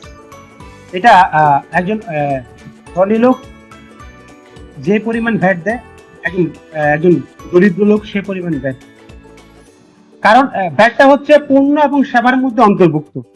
কারণ জি। একটা জুসের কথা বলি, আমি আমার বাচ্চাকে একটা জুস খাওয়াচ্ছি, আর বসুন্ধরা গ্রুপের মালিকের ছেলে উনি ওনার বাচ্চাকে একটা জুস খাওয়াচ্ছে, দুজনে কিন্তু সমান টাকা দিয়ে জুসটা কিনছে এবং দুজনে সমান Exactly. পরিমাণ সমান রেশিওতে ব্যাট পে করছে। ইটস ভেরি রিগ্রেসিভ ব্যাট, আসলে একদম জি। সবাইকে সমান। তবে এটা হচ্ছে একদম সর্বোত্তম হাতিয়ার রেভিনিউ আর্ন করার জন্য, রেভিনিউকে জি গ্রোথ করার জন্য এটা কিন্তু একদম সহজ এবং সর্বোত্তম হাতিয়ার গভর্নমেন্টের জন্য। জি তবে আমাদেরকে গভর্নমেন্টের উন্নয়ন এবং দেশের উন্নয়নের জন্য এই কাজে সবারই অংশীদার হওয়া প্রয়োজন। আমরা ব্যাট ফাঁকি দিব এই প্রবণতা কিন্তু না। ব্যাট কিন্তু আসলে ফাঁকি দিচ্ছে কারা, সেটা হচ্ছে আসলে মিডিয়া যারা রয়েছে তারা ব্যাট কিন্তু কাছ থেকে আদায় করছেন, যারা পণ্য বিক্রি করছেন তাদের পণ্যের মধ্যে ভ্যাট আছে, ব্যাট আদায় করছেন, এখন সেটা জমাইতে হবে। ফাঁকি দেওয়ার বিষয়টা হচ্ছে আসলে মিডিয়া যারা রয়েছেন তারাই আসলে ফাঁকির বিষয়টা দেখছেন, জনগণ কিন্তু ব্যাট পে করে দিচ্ছে। ওকে ওকে, ধন্যবাদ দাদা। একটা জিনিস আমি জানতে চাই যে ব্যাপারটা হচ্ছে আমরা বর্তমান সরকার আসলে সবকিছুতে ডিজিটালাইজ করে ফেলছেন, যেটার পরিপ্রেক্ষিতে ভ্যাটেও একই রকম একটা সিস্টেম নিয়ে এসেছে, যেটা আপনারা বলছিলেন যে অনলাইনে ভ্যাট রিটার্ন জমা দেওয়ার যে একটা সিস্টেম এনেছেন। এই ডিজিটালাইজ করার কারণে আপনার ব্যাপারটা কেমন মনে হচ্ছে, যে সবাই খুব বেশি আগ্রহ হবে বা সবাইকে পার্টিসিপেন্ট করানোর জন্য এরকম একটা উদ্যোগ কিনা, বা আসলে ডিজিটালাইজ কারণে আমাদের ভ্যাট সিস্টেমটা অনেক সহজ হয়ে যাবে কিনা, আপনি কি মনে করছেন? একদম আমি মনে করি ডিজিটালাইজড হওয়ার পরে আমাদের ব্যাটের অ্যাক্টিভিটি অনেক বেশি বেড়ে গেছে। আচ্ছা ব্যাটের করদাতা অনেক বেশি বৃদ্ধি পেয়ে যাচ্ছে, আর ধীরে ধীরে আর অনেক ইজিলি হচ্ছে আমাদের বিজনেসে। এই জিনিসটা কিন্তু অনেক বিজনেসে আমাদের ব্যাটের যে কাজটা, ব্যাটের যে কমপ্লায়েন্সটা সেটা কিন্তু অনেক সহজ হয়ে আসছে। কারণ আবার অন্যদিকে কিন্তু অনেকে হয়তো এটার সাথে ইউজ টু না বিদায় এত কষ্ট হয় প্রথম দিকে, কিন্তু আসলে ধীরে ধীরে ইউজ টু হয়ে যাচ্ছে। এবং আমাদের এখন অনলাইনে দু তিনটা কাজ হয় আমাদের ব্যাটে। গভর্নমেন্ট যে সুযোগ দিয়েছে সেটা হচ্ছে রেজিস্ট্রেশনটা আমরা করতে পারি, তারপর আমরা রিটার্নটা ফিল আপ করতে পারি, এরপরে আমরা কোনো কিছু বন্ধের জন্য আমরা অ্যাপ্লিকেশন করতে পারি অনলাইনের মাধ্যমে। ধীরে ধীরে আরো অনেক কিছু কাজ চলে আসবে। তো অনেকে এখন আমাদের অনলাইনে রিটার্নও কিন্তু অনেক পোর্শন বেড়ে গেছে, এবং আমি যশোর কমিশনারেটে যেটা জানতে পেরেছি যে 100% অনলাইনে রিটার্ন দিচ্ছে। এটা কিন্তু অনেক ভেরি গুড সাইন। যদিও ওভারঅল এখনো 100% আসেনি, তো আর ধীরে ধীরে আশা করি হয়ে যাবে। তো গভর্নমেন্টের অনেক উদ্যোগ, এবং ওনারা নিয়ে আসছেন আমাদের যে পিসিআর মেশিন আমরা বলতাম আগে, পিসিআর মেশিন যেটা বললাম, পস মেশিন বলতাম, ওই ধরনের মেশিন আনছে, যেটা এখন একটা ভালো মেশিন আনতেছে। ইএফডি বলি আমরা, ইএফডি মেশিন নিয়ে আসতেছে। কিছু কিছু সার্ভিসকে ইএফডি মেশিন দেওয়া হবে, সার্ভিস প্রোভাইডারদেরকে এই মেশিনগুলো দেওয়া হবে, এবং ওখানে কিন্তু ব্যাট ফাঁকিটা কিন্তু অনেক কমে যাবে অটোমেটিকলি, কারণ এটা হচ্ছে ইনক্লুড থাকবে ইয়ার সাথে, জাতীয় আদর্শ বোর্ডের সার্ভারের সাথে। আপনি যদি কোনো একটা ট্রানজাকশন ইনপুট করলেন, সেটাকে আর কোনো কিছু মডিফাই বা কোনো কিছু এডিট করার মতো কোনো অপশন থাকবে না। এবং আমাদের যারা 5 কোটি টাকার উপরে লেনদেন, বাৎসরিক লেনদেন, তাদেরকেও কিন্তু সফটওয়্যার ম্যান্ডেটরি করে দিয়েছে জাতীয় আদর্শ বোর্ড। তো ধীরে ধীরে আসলে টোটালি ফুল ডিজিটালাইজ করার জন্য প্ল্যানিং আছে। তাহলে কিন্তু এবারের বাজেটে আমি অনেক কিছুতে দেখলাম একটু ডিফারেন্ট দেখলাম, সেই জন্য আমি আসলে একটু শঙ্কিত হয়ে যাচ্ছি। দেখা যাক, আবার আশাও রাখছি কোথায় যাই। ডিজিটাল হওয়াতে সর্বোপরি ডিজিটাল হওয়াতে আমাদের ব্যাটের কাজগুলো সহজ হবে করদাতাদের জন্য। আপনি ঘরে বসে রিটার্ন জমা দিবেন, আপনি সার্কেলে গিয়ে আপনাকে দৌড়াতে হবে না, আপনি রেজিস্ট্রেশনটা ঘরে বসে করবেন, আপনাকে সার্কেল বা ডিভিশনে গিয়ে আপনি রেজিস্ট্রেশনের জন্য ধর্ণা দিতে হবে না। যদিও বা দুইটা অপশনে রাখা হয়েছে, ম্যানুয়াল এবং অনলাইন, দুটো অপশনে আইনে রাখা হয়েছে। তো অনলাইনে আমরা যতই করতে পারবো, যতই আমরা অনলাইনে ইউজড হতে পারবো, তত আমাদের জন্য ব্যাট কমপ্লায়েন্সটা আরো ইজিয়ার হয়ে যাবে। একটা মজার বিষয় জানা ছিল যে আমরা বন্ধু বান্ধব বা আমরা প্রফেশনাল যারা আছি, অথবা যারা এই ভ্যাট ট্যাক্স নিয়ে খুব বেশি কিউরিয়াস, তারা অনেক সময় বলে থাকি যে গভর্নমেন্ট একটা আসলে নেটওয়ার্ক তৈরি করছে, যার মাধ্যমে আসলে সবাই একটা নেটের মধ্যে আবদ্ধ হয়ে যাবে, যারা কিনা পরবর্তীতে ভ্যাট ট্যাক্স ফাঁকি দেওয়ার বা কোনোভাবে এটা থেকে পরিত্রাণ পাওয়ার মতো কোনো সুযোগ না থাকে। এই জিনিসটাকে আসলে কতটুকু বাস্তবসম্মত বা আপনি খুব কাছ থেকে দেখেছেন? তোমাদের তো দেখি আসলে আমাদের হচ্ছে ব্যাট ফাঁকি, এই কথাটা কিন্তু আসলে আসা উচিত। ব্যাট ফাঁকির চিন্তাটা আমি আনবো কেন? আমার আসলে ব্যাট ফাঁকি দেবো কেন? ব্যাট ফাঁকি কিন্তু জনগণ দিচ্ছে না, জনগণ কিন্তু ব্যাট পে করছে। আপনি যে একটা প্রোডাক্ট নিয়ে আসছেন, আপনি যে সার্ভিস দিচ্ছেন, আপনি কিন্তু ভ্যাট পে করে দিচ্ছেন। আপনি কোন প্রোডাক্ট যে ভ্যাটেবল প্রোডাক্ট এন্ড সার্ভিসের মধ্যে ভ্যাট আছে, সেক্ষেত্রে আপনি ভ্যাট না দিয়ে উপায় নেই, আপনাকে ভ্যাট দিতে হচ্ছে। যারা ভ্যাট কালেকশন করছেন, তারাই হচ্ছে এখন ভ্যাট সঠিকভাবে গভর্নমেন্টের ফান্ডে জমা দিচ্ছে কিনা, সেটা হচ্ছে ফ্যাক্টর। ওই জায়গায় একটা ফাঁকি দিয়ে থাকে, কিন্তু জনগণ ভ্যাট ফাঁকি দিবে সে সুযোগ নেই। আমি তো আগেই বলেছি, ভ্যাট হচ্ছে সবচেয়ে ইজিয়ার, মানে কি বলবো, সবচেয়ে সহজ হাতিয়ার হচ্ছে গভর্নমেন্টের জন্য একটা ট্যাক্স, একটা ইজিয়ার ট্যাক্স সেটা আদায় করার জন্য। কিন্তু মাঝখানে যে মিডিয়েটর আছে, সেই মিডিয়েটর কাজ করছে, সে এখন হচ্ছে ভ্যাট ইভিয়েশন। আমাদের দুইটা কথা আছে ট্যাক্সের মধ্যে, একটা ট্যাক্স ইভিয়েশন, ট্যাক্স অ্যাভয়েডেন্স। আপনি ট্যাক্স অ্যাভয়েডেন্স হচ্ছে আইনের ফ্রেমে থেকে আপনি ভ্যাটটাকে দিচ্ছেন না, সেটা হচ্ছে আপনি ইলিগাল কাজ করেন নাই, আপনি লিগালি করেছেন, এটাকে ভ্যাট অ্যাভয়েডেন্স বলা হয়। আর একটা হচ্ছে ভ্যাট ইভেশন, আপনি যদি ইভেশন করেন কিন্তু আপনি কবরে গেলেও কিন্তু মাফ পাবেন। জি, অনেক ধন্যবাদ দাদা। আমরা প্রোগ্রামের একদম শেষ পর্যায়ের দিকে, তবুও একটা ছোট করে যদি জানতে চাই যে আসলে আপনার দীর্ঘদিনের এই ক্যারিয়ারে আছেন, অনেক জায়গায় প্রশিক্ষকের কাজ করেছেন, আপনি বই সম্পাদক হিসেবে ছিলেন, সবকিছুর অভিজ্ঞতার আলোকে যদি আমি আপনাকে একদম ইন ডিটেলস একটা ছোট করে কোয়েশ্চেন করতে চাই যে এই ভ্যাট প্রফেশনালসদের সামনের দিনের চ্যালেঞ্জ বা সম্ভাবনা কিরকম দেখেন? যদিও আপনি নিজে একটা কোম্পানির হেড অফ ভ্যাটের মধ্যে আছেন, তো ভবিষ্যতে আমাদের জন্য কতটুকু এই সম্ভাবনা সৃষ্টি করছে, পাশাপাশি আসলে ভ্যাটের মাধ্যমে চ্যালেঞ্জটা কোন জায়গায়? আমি আগেই বলছি, এই সেক্টরে ভ্যাট এবং ট্যাক্স, এই সেক্টরে কিন্তু ভালো পসিবিলিটি, মানে জব পসিবিলিটি ক্রিয়েট হয়ে গেছে আলটিমেটলি, এবং এটার ভালো ইন ফিউচার আমি আরো ভালো বেশি ভালো ফিল দেখছি। তো আমি যারা আছেন, আমাদের নতুন যারা ফ্রেশার যারা আছেন, যারা ব্যাটের কাজ করতে চান, তাদেরকে আমি বলবো যে আপনারা ব্যাটের কাজ করার আগে ব্যাট সম্পর্কে জানেন, ব্যাটের বইগুলো পড়েন। আমাদের বাজারে বিভিন্ন বই আছে ব্যাটের, আমাদের জাকির হোসেন স্যার, আব্দুর রউফ স্যার, মাহবুব স্যার, ওনাদের বিভিন্ন বই আছেন, আমাদের বইগুলো পড়ুন, ব্যাটের আইনগুলো পড়ুন। আপনি বই পড়েন বা আপনি গ্যাজেট পড়েন, আমাদের যে আইন আছে আইনটা পড়ুন, আপনি এই বিষয়গুলো আপনারা পড়েন, জানেন। এবং দ্বিতীয়ত হচ্ছে এটা হচ্ছে তোমার কি বলে, অনেক বেশি জব অপরচুনিটি বাড়তেছে ধীরে ধীরে। কারণ আমি তো আগে বলেছি, বাজেট বিশ্লেষণ করলে বুঝতে পারি এটার জব ফ্যাসিলিটিস কিরকম হবে। কারণ আপনার ব্যবসা করতে গেলে আপনাকে ভ্যাট দিতে হবে, আপনি যদি ভ্যাটেবল বিজনেস করেন আপনাকে ভ্যাট দিতে হবে, এটা ছাড়া কোনো বিকল্প নেই। আপনি ভ্যাট ফাঁকি দিবেন, আপনি আজকে ফাঁকি দিয়েছেন, কালকে এই ফাঁকিটা ধরার জন্য কিন্তু জাতীয় রাজস্ব বোর্ডের অনেক কর্মকর্তা আছে। জি। আপনি আজকে ফাঁকি দিয়েছেন, 2 বছর পরে কিন্তু আপনি সেই পিছন থেকে আপনাকে টানতে হবে। জি। তো এইটা কিন্তু এবং বিজনেসের জন্য, বিজনেসে আপনার যারা ব্যাট প্রফেশন তাদের জন্য চ্যালেঞ্জিংটা হচ্ছে আমি প্রপার ওয়েতে জি। আমি আমার এমপ্লয়ারকে আমার ব্যাট সম্পর্কে জানাতে পারছি কি, আমার প্রপার নলেজটা আছে কিনা।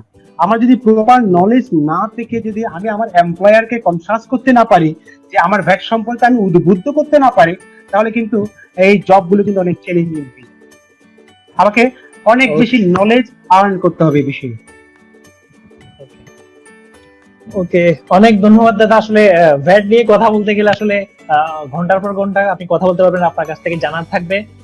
আজকে প্রোগ্রামে আমাদের উদ্দেশ্য ছিল আসলে ভ্যাট সম্পর্কে আমাদের বেসিক জিনিসগুলো এবং এই সম্ভাবনা সম্পর্কে কিছুটা আমাদের দর্শকদের জন্য জানানো। দর্শক, এডুকেটস প্রেজেন্টস ক্যারিয়ার ভাবনায় আজকে আমাদের প্রোগ্রামের বিষয় ছিল বাংলাদেশের ভ্যাট ব্যবস্থা ও ক্যারিয়ার সম্ভাবনা। আমাদের সাথে এতক্ষণ ছিলেন জনাব অজয় বিশ্বাস, যিনি প্রফেশনাল ক্যারিয়ারে দীর্ঘ 15-17 বছর ধরে এই ভ্যাট সিস্টেমে আছেন। উনি ভ্যাট প্রশিক্ষকের কাজ করেন, পাশাপাশি উনি 27 ইয়ার্স অফ ভ্যাট নামের একটা বইয়েরও সম্পাদকের কাজে ছিলেন। ওনার কাছ থেকে আমরা জানার চেষ্টা করেছি বিভিন্ন ছোটখাটো খুঁটিনাটি এবং আমাদের দর্শকদের কিছু কোয়েশ্চেনের আনসার দেওয়ার চেষ্টা করেছি। আশা করি ভবিষ্যতে দাদাকে নিয়ে আরো বিশদ আকারে বিভিন্ন প্রোগ্রামে আরো বেশি করে জানার চেষ্টা করবো। দাদা, আপনাকে অনেক ধন্যবাদ আমাদের প্রোগ্রামে সময় দেওয়ার জন্য, বিশেষ করে ব্লগ বাড়ির আমন্ত্রণে আপনি এতক্ষণ সময় দিয়েছেন। যদি ব্লগ বাড়ি এবং আপনার দর্শকদের জন্য কিছু বলতেন শেষ করবেন। থ্যাংক ইউ মারুফ।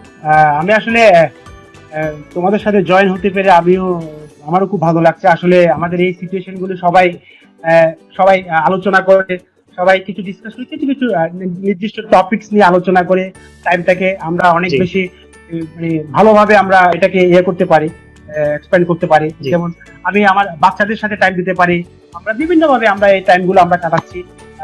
এই যে তোমাদের সাথে আড্ডা দিচ্ছি, আলোচনা দিচ্ছি, এটা আসলে কিন্তু ফর্মাল না, এটা কি ইনফর্মাল একটা বিষয়। ফর্মালি কিন্তু ব্যাটে কিন্তু অনেক Exactly. বিষয় আছে যেগুলো কিন্তু এখানে আসেনি। আমি যদি জি। ব্যাটের ট্রেনিং জি। দিই, আমি কিন্তু কন্টিনিউ 4 ঘন্টা 5 ঘন্টা ট্রেনিং দিতে হবে আমাকে, ঠিক আছে, জি। Per day. আমি যদি এরকম যদি আমি ট্রেনিং দিতে থাকি, ট্রেনিং এর ডিসকাশন আড্ডা, এবং এই আড্ডাটা আমি ব্লগ Of বাড়িকে course. সাধুবাদ জানাই। ব্লগ বাড়ি এবং বেশ কয়েকদিন ধরে আমি দেখছি যে প্যান্ডেমিক সিচুয়েশন গুলোতে তারা কিন্তু ভালো কাজে লাগাচ্ছে, ভালো উদ্যোগ নিয়েছে। বিশেষ করে সাইদকে আমি like to thanks you Saeed also, এবং আরো যারা যারা ব্লগ বাড়ির সাথে জড়িত সবাইকে আমি ধন্যবাদ জানাই, সবাইকে সাধুবাদ জানাই। আপনারা আরো এগিয়ে যান, আরো ভালো ভালো পারফরমেন্স করেন। আমি আপনাদের সাথে আছি, সবসময় থাকবো। থ্যাংক ইউ দাদা, আপনাকে এবার আমরা ভ্যাট নিয়ে পেয়েছি। ভবিষ্যতে অন্য কোনো টপিক নিয়ে আপনাকে আমন্ত্রণ জানাবো, আমরা নিশ্চয়ই আপনাকে সাথে পাবো। অনেক ধন্যবাদ আমাকে সময় দেওয়ার জন্য। দর্শক, আজকে বিদায় নিচ্ছি, পরবর্তীতে আবার অন্য কোনো ইস্যুতে দেখা হবে। আসসালামু আলাইকুম।